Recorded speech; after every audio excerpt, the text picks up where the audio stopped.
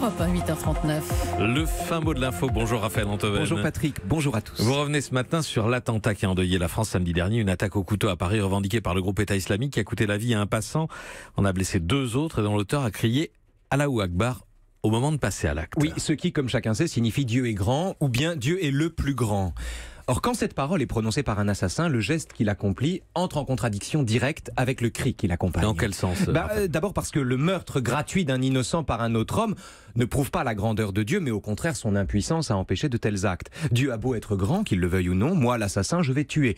Le geste de l'assassin, par l'interdit qu'il bafoue, minore la puissance divine au lieu de la magnifier. Sauf que l'assassin qui dit Dieu est grand prétend lui-même accomplir la volonté de Dieu en tuant. Ce qui est encore pire pour Dieu et autrement plus humiliant.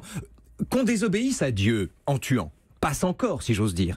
Quand Raskolnikov, le héros de Crime et Châtiment, tue son usurière, puis sa sœur, sous le regard de Dieu, il continue d'une certaine manière de reconnaître ce regard. Il tourne le dos à Dieu, mais à la manière d'un défi. Son geste, c'est un bras d'honneur au ciel, mais son auteur en accepte la sanction, que ce soit la damnation ou le remords.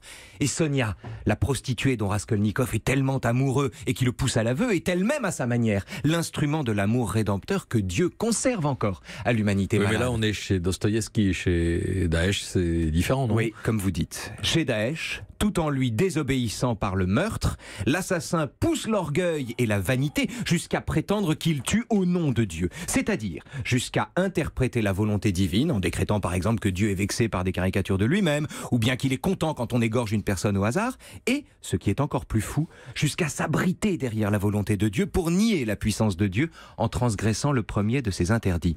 Les tueurs de Daesh sont des blasphémateurs pathétique.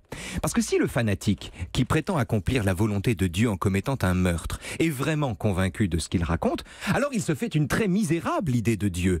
Tuer au nom de Dieu, c'est non seulement désobéir à Dieu, mais c'est surtout présenter Dieu comme une sorte de manchot dont les martyrs seraient le bras armé.